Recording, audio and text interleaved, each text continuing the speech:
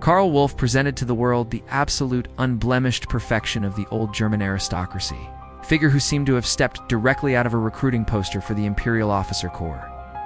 He was a decorated officer forged in the fires of the Great War, hailing from a family of considerable wealth and immense social standing in Darmstadt. By all accounts, Wolff was a man of breeding, culture, and privilege, a refined product of Imperial Germany who carried himself with an air of effortless superiority. On his field-gray tunic, he wore the Iron Cross, a gleaming, hard-won testament to his bravery as a young lieutenant on the Western Front, the badge of honor that commanded instant respect in a society traumatized by defeat. This specific background, steeped in traditional conservatism and Lutheran values, makes his subsequent trajectory into the heart of darkness all the more chilling. He was a living paradox, a man who could discuss Goethe and Beethoven in the morning and sign death warrants in the afternoon without a flicker of hesitation. For this polished, respectable gentleman did not merely acquiesce passively to the crude rise of National Socialism. He actively and enthusiastically embraced the brutal nihilistic ideology of the Nazi Party, transforming himself from a bourgeois banker into one of the most powerful and effective operators in the history of the Third Reich, proving that the veneer of civilization is often terrifyingly thin. If you find this deep dive exploration into the dark, complex corridors of history compelling, please take a moment to support our channel. Uncovering the nuanced, often buried truth behind figures like Karl Wolff requires hundreds of hours of deep research, archival digging, and dedication, and your engagement is the vital engine that makes these in-depth documentaries possible. Be sure to hit the like button to help the algorithm spread this important history to a wider audience. Subscribe and ring the notification bell so you never miss a new episode in our series. And share this video with friends, family, or fellow history buffs who believe in the importance of understanding the past, no matter how uncomfortable the truth may be.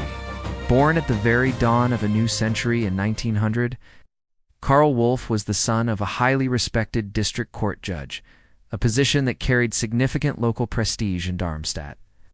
He grew up in a world of rigid social hierarchies and deep-seated nationalism, where duty to the Kaiser was the highest possible calling.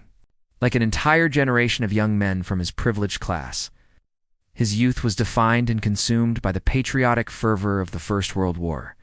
He successfully lobbied his family to allow him to join the army as an officer cadet at 17. Rushing from the safety of his home to the front lines during the conflict's desperate final year, there, amidst the horrors of the trenches, he served with distinction as a lieutenant in the Grand Ducal Hessian Infantry Regiment, earning both the Iron Cross first and second class. These formative experiences would harden his resolve, strip away his innocence, and leave him, like millions of others, struggling to reconcile the valor of the frontline soldier with the crushing, confusing humiliation of the armistice. Following the collapse of the German Empire and his discharge from the demobilized army, Wolff felt profoundly adrift in the chaotic Weimar Republic. He attempted to build a respectable civilian life, marrying into money and securing a position at the Merck Co. Bank in Frankfurt, and later attempting to strike out on his own with a public relations firm. However, the economic stability he craved was a mirage. The hyperinflation of the 1920s wiped out fortunes overnight, followed by the global catastrophe of the Great Depression, which shattered his family's financial security and destroyed his bourgeois aspirations. This profound economic and personal crisis radicalized him, stripping away his faith in the democratic republic and pushing him toward the siren song of extremist politics that promised not just economic recovery, but a restoration of national honor, a return to order, and a rejection of the decadent democracy that Wolff felt had failed him and his class. In 1931, 2 years before Adolf Hitler would seize absolute power, Wolff made the decision that would irrevocably define his existence.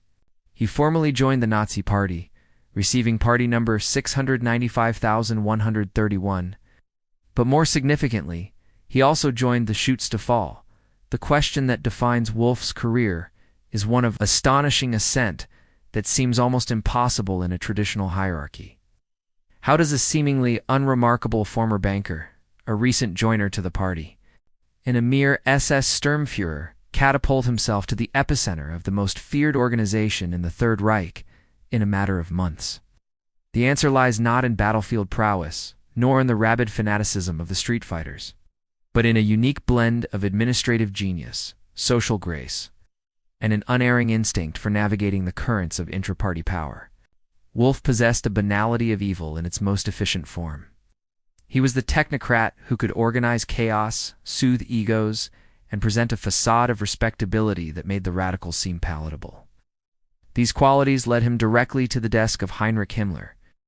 The pivotal moment came in 1933, the year the Nazis took total control of the German state. Wolff was highly recommended for a position on the personal staff of Reichsführer SS Heinrich Himmler. Himmler, a man of distinct bourgeois origins who craved aristocratic legitimacy, was immediately impressed by Wolff. Wolff was the total package Himmler had been dreaming of. He was efficient, organized, and utterly reliable. But more than that, he possessed the smooth, deferential manners of the old-world nobility that Himmler envied but could never emulate. He was the perfect adjutant, a man who could manage the complex flow of information while reflecting the prestige Himmler wanted to project for his black uniformed SS order, serving as a living symbol that the best blood of Germany was rallying to the SS banner. Wolff's rise within this personal staff was swift and decisive. He was soon promoted to become the chief of the personal staff of the Reichsführer, SS, a position of immense, often unseen power. In this role, Wolff became Himmler's ultimate gatekeeper. He controlled all access to the SS leader, managing his schedule, his private correspondence, and the relentless flow of reports and directives from across the empire. It is no exaggeration to say that virtually every paper Himmler saw, every execution order, every intelligence brief, every deportation list first passed through Karl Wolff's manicured hands. He was the filter, the organizer, and the conduit for the entire SS apparatus, deciding what was important enough for Himmler to see and what could be handled by subordinates, effectively shaping the reality of the SS leadership.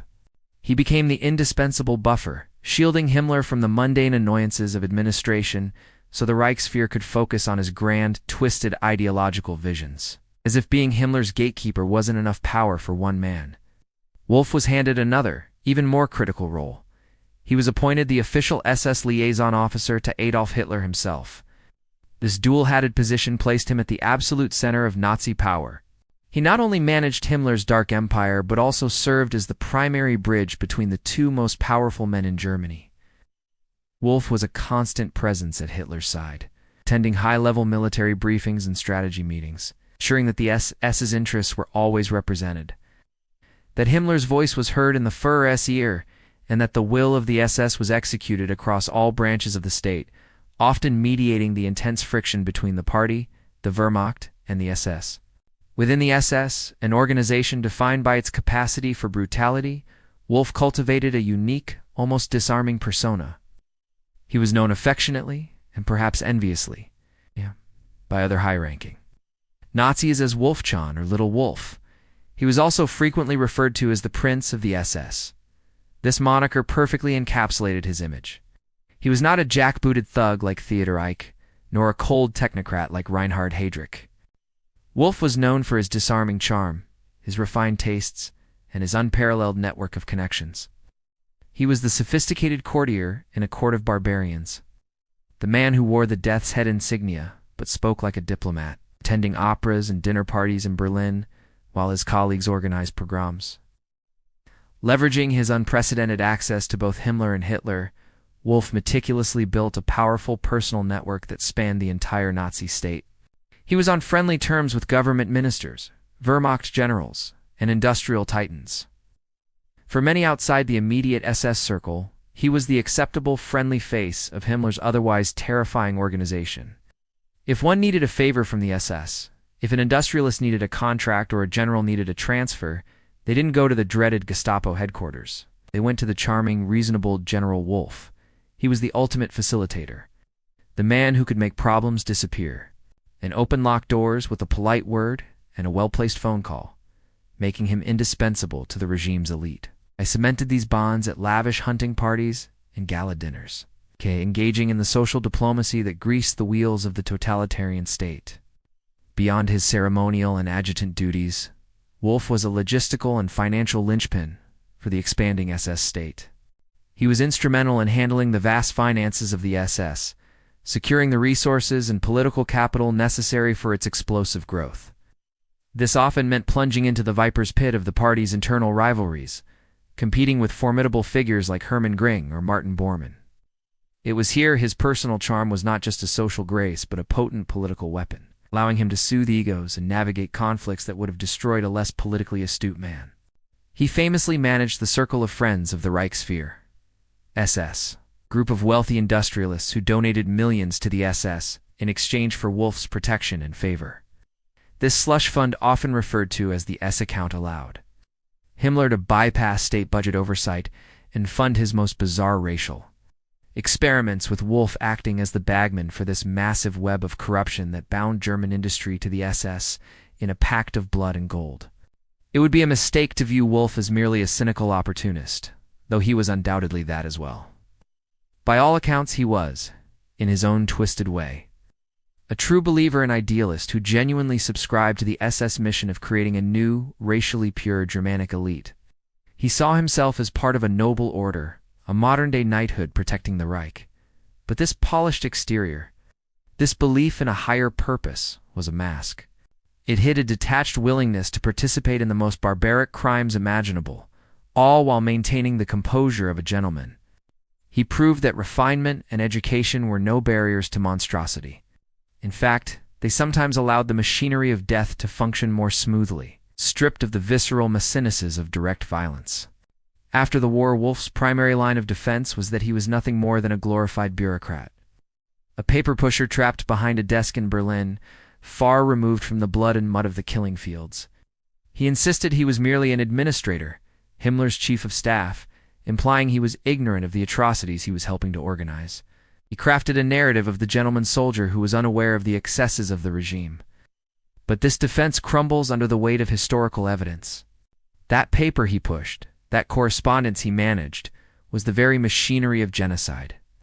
One such piece of paper, a single letter signed with his own hand, would later prove he directly arranged the transport of 300,000 people from the Warsaw Ghetto to the Treblinka extermination camp. The claim of ignorance is utterly implausible. As Himmler's chief adjutant and closest confidant for a decade, Wolff was quite literally Himmler's eyes and ears. He was present for the high-level meetings where extermination policy was decided. He read the daily reports from the Einsatz group and killing squads detailing mass shootings. And he managed the Reichswehr's schedule, which included frequent visits to concentration camps. He was present at the very conception of the final solution. To suggest he didn't know the true purpose of camps like Auschwitz and Treblinka is to suggest that the chief of staff to the CEO of an automobile company doesn't know they manufacture cars. It was the core business of the SS, and Wolff was its general manager. He was not merely in the room where it happened. He was the one booking the room and taking the minutes. The most damning piece of evidence against him is a 1942 letter he wrote to Albert Ganzenmüller, State Secretary for Transport. In this correspondence, written in the polite, formal German of the civil service, Wolff expresses his sincere joy and personally thanks Ganzenmüller for his help in ensuring the Reichsbahn German railways will now be providing daily trains to move Jews to Treblinka. He wasn't just aware, he was an active high-level organizer, applying the full pressure of his office to the railway ministry to ensure that deportation trains ran on time despite wartime shortages. He was, in effect, the logistics manager for mass murder, ensuring the assembly line of death never stalled due to bureaucratic friction. He treated human beings as cargo, fretting over timetables and coal allocations with the same mundane frustration one might feel over a delayed shipment of grain. Completely divorcing the administrative process from the horrific reality of the gas chambers awaiting the passengers at the end of the line, this is what makes Wolff such a terrifying figure, perhaps even more so than the sadistic guards at the camps. He was the ultimate desk murderer, Schreibtischtöter. It's the archetype of the Nazi bureaucrat, who orchestrated genocide with the clean, impersonal efficiency of a corporate executive. He never had to personally get his hands dirty, never had to look a victim in the eye, and never had to pull a trigger. He could sign memos and schedule death trains from his elegant Berlin office, and then go home to have dinner with his family. His pen, however, was metaphorically soaked in the blood of hundreds of thousands of innocents. turning human beings into statistics to be managed, processed, and deleted. While the desk murderer label is accurate, it is incomplete, for Wolff operated at a level far above the average bureaucrat. He was a high-level courtier, a prominent member of Adolf Hitler's inner circle. His role as SS liaison meant he was far more than a simple messenger. He was a political player in his own right, operating in the rarefied, paranoid atmosphere of the FUHRer's headquarters. He was a face seen daily by Hitler, Goebbels, Göring, and Bormann. A man who understood the intricate, deadly power dynamics that truly governed the Third Reich. He navigated the treacherous waters between Bormann's party chancellery and the Wehrmacht High Command, always ensuring the SS maintained its dominance. His duty as Himmler's liaison was all-consuming. Wolff spent hundreds of days embedded within Hitler's various military headquarters. Most famously the gloomy, concrete complex of the Wolfslayer Wolfschanz in East Prussia. He was there for the daily situation conferences, standing silently as generals moved non-existent armies on maps, under the harsh electric lights of the bunker. The air was thick with cigarette smoke and the stale smell of fear, as sycophants vied for position in a court ruled by mercurial outbursts. The damp concrete walls seemed to close in, a physical manifestation of the strategic encirclement tightening around the Reich. He was a permanent shadow, the SS's representative in the Wehrmacht-dominated military high command. This proximity gave him a unique, unfiltered view of the war's progression from the very top of the pyramid. Seeing the cracks in the facade long before the public did, yet he remained a loyal cog in the machine. From this privileged vantage point, Wolff witnessed the disintegration of the German war machine.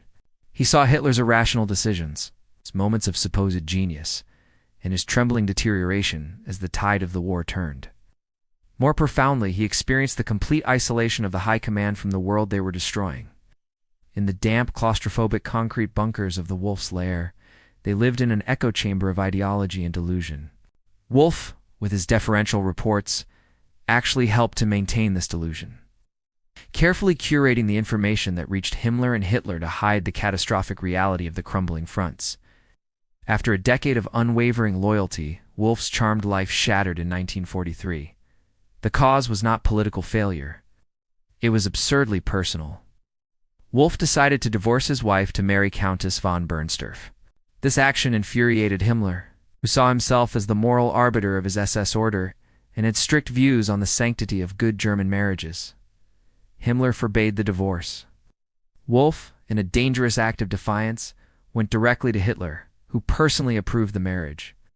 This betrayal of his authority was something Himmler could not forgive. He banished Wolff from his inner circle, stripping him of his power as chief of staff and casting him out into the wilderness. Before his fall, Wolff was deeply entwined in one of Himmler's most bizarre projects, the Wurzburg Castle. This medieval fortress was personally selected by Himmler to be the ideological center of the SS, a dark Camelot for his new order. It was intended to be the site of arcane rituals and the gathering place for the highest-ranking SS generals. As Himmler's adjutant, Wolff was not a passive observer. He was an integral part of its creation, helping to oversee the plans for its reconstruction and financing, managing the intersection of mysticism and money. Wurzburg was the physical manifestation of Himmler's bizarre pseudo-religion and the SS's occult underpinnings. This was a convoluted mix of Germanic pagan mysticism and Aryan ancestor cults. The castle's rooms were redesigned for these purposes, including a grand hall with a black sun mosaic and a chilling, crypt-like Hall of the Dead.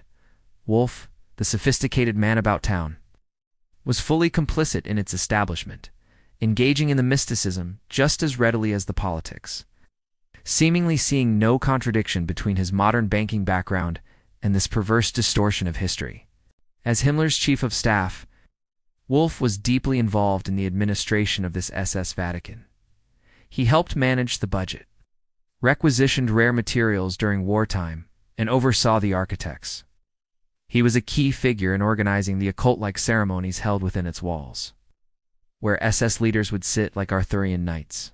His administrative efficiency was applied just as readily to planning these dark rituals as it was to scheduling deportation trains, showing the seamless blend of mysticism and bureaucratic murder that defined the SS state.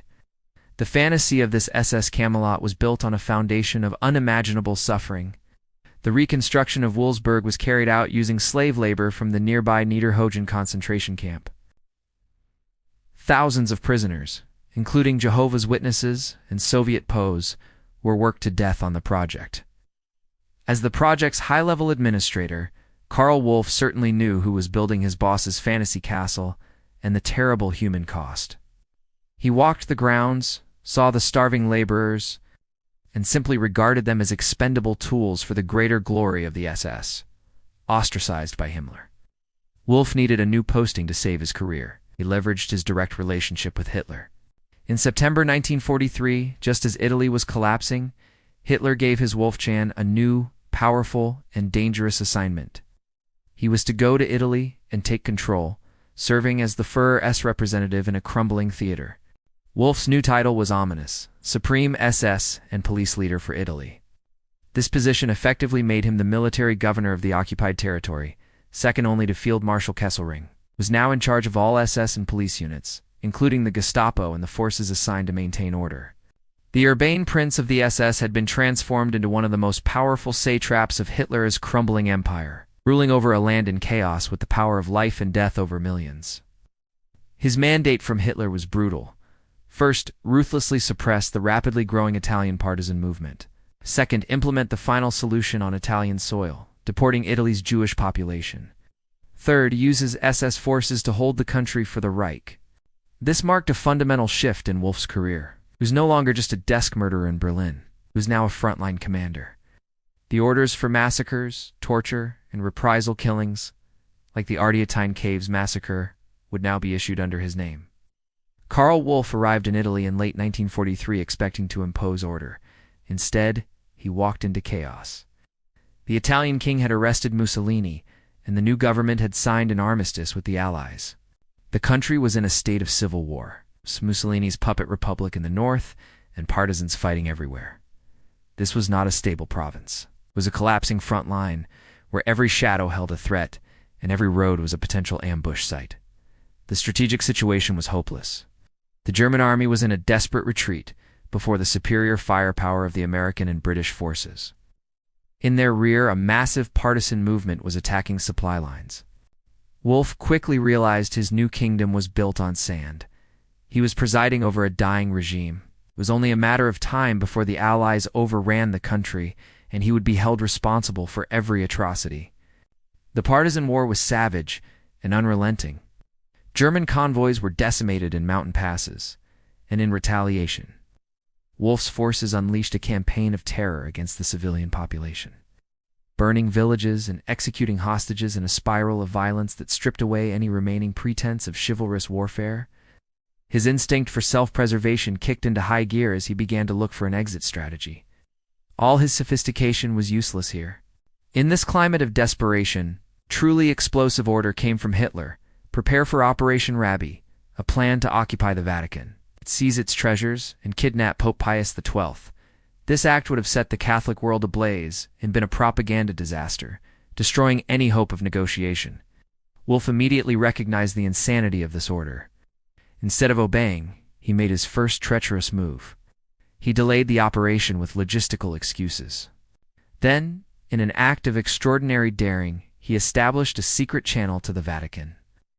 He met with church officials, warned them of the danger, and presented himself as their protector. The only man who could control the radicals in the German command. While secretly warning the Pope, Wolff played a dangerous game with Berlin. He reported to Hitler that storming the Vatican would be a military disaster, inciting the populace and tying down troops. Historians debate whether this was a crisis of conscience or a calculated move to create an alibi. The evidence points to the latter.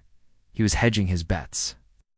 By early 1945, the war was irrevocably lost. Wolff knew it was over. With cold pragmatism, he made the most audacious decision of his career. He would betray his country and his fur by opening a secret channel to the Americans to negotiate a separate surrender. He found his man in Switzerland, Allen Dulles, the station chief for the OSS. The negotiations, code-named Operation Sunrise, were a breathtaking act of high-stakes espionage. Wolff was negotiating the unconditional surrender of all German forces in Italy, including the Wehrmacht, behind Berlin's back. If the Gestapo or Martin Bormann found out, Wolff would be executed immediately. He was gambling with his life on every trip to the Swiss border, navigating a minefield of spies and double agents in a game where the currency was human lives. Every checkpoint was a potential death trap. Every glance from a border guard a moment of heart-stopping terror, where the facade of the confident general had to be maintained perfectly to avoid the hangman's noose. In a move of unbelievable audacity, Wolff flew back to Berlin to meet Himmler in the final days. He pretended to be the loyal Wolffchun, while secretly carrying the Allies' terms, framed the talks as a clever ploy to split the Allies, feeding Himmler's delusions to gain authorization. Wolff's audacity fooled the prying eyes of the Gestapo. While Berlin hunted traitors, the biggest traitor stood right before them. On April 29, 1945, Wolff's gamble paid off. His representatives signed the unconditional surrender at Caserta. Operation Sunrise was complete. The war in Italy ended days before the final collapse in Berlin, saving countless lives. Wolff, the SS general and desk murderer, had unilaterally ended the war on an entire front, preventing a final, futile bloodbath. After surrendering, Wolff was arrested but held a talisman, Allen Dulles. The American spy master saw Wolff as a valuable asset who had delivered on his promises. Thanks to this protection, Wolff was not a defendant at Nuremberg, but a witness for the prosecution. This was a stunning turn of events. The man who arranged the trains to Treblinka was testifying against his colleagues. Wolff deployed his charm one last time, crafting the narrative of the good Nazi who saved the Pope and ended the war. This story was accepted by protectors who needed to justify their deal. He escaped the death penalty, receiving only a light sentence from a German court, and was released in 1951. The chameleon had succeeded. For over a decade, Wolff lived comfortably in West Germany as a successful businessman. But justice arrived late. In 1962, new evidence regarding the Treblinka trains was unearthed. Without Dulles to save him, Wolff was tried in Munich. The desk murderer mask was torn away. The court found him guilty of complicity in the murder of 300,000 Jews. He was sentenced to 15 years in prison. The silence in the courtroom was deafening as the verdict was read, a long overdue condemnation of a man who thought he was untouchable.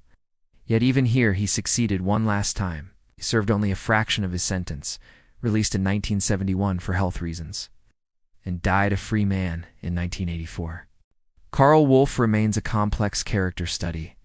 He was an SS idealist, a cold bureaucrat of terror, and a pragmatic savior. He proves that a single individual can be both a war criminal and a peacemaker, forcing us to confront the terrifying moral ambiguity behind a polite smile and leaving us with the uncomfortable realization that history is rarely painted in simple black and white. The sheer banality of his evil was finally exposed. Stripping away the myth of the gentleman to reveal the cold, calculating mechanic of death beneath.